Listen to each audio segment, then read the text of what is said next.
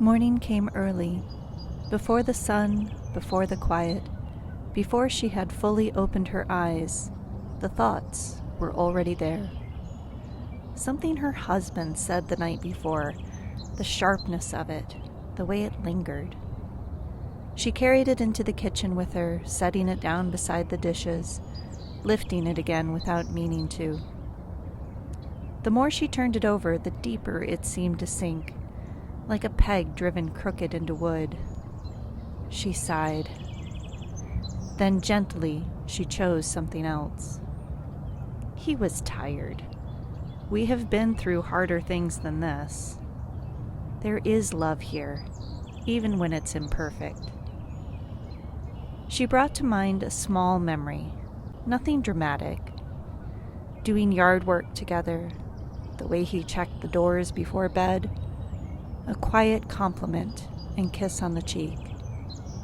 She placed that thought into her mind again and again, like a carpenter driving out an old peg with a new one. It didn't come free all at once. It didn't disappear for good. But she knew when a thought took hold, she could choose another and begin again. Later that day, irritation returned. Small things this time. Shoes left in the doorway, spilled juice, a question asked one too many times. The thoughts came quickly. No one helps me. No one sees me. She almost believed them.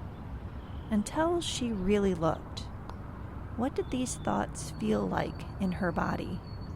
Tight, hot, heavy? She imagined wearing them like something draped around her neck. Not made of gold or flowers, but something decaying. Something that clung to her skin and followed her wherever she went. And suddenly, she didn't want them. Not because she was told not to, but because she saw clearly. This hurts. So she set them down. Sometimes that was enough. To see a thought clearly and realize it wasn't worth carrying. In the afternoon, the house quieted. For a moment, she sat alone. But the mind did not rest. It reached backward. It reached forward. It searched for something to hold. A worry appeared, subtle at first, then louder. She noticed how easily she followed it, like walking down a road and turning again and again to stare at something unsettling behind her.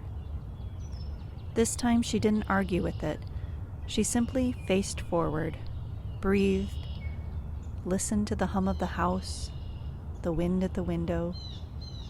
She let the thought pass behind her without turning back. And without her attention, it faded. Not every thought needed her attention.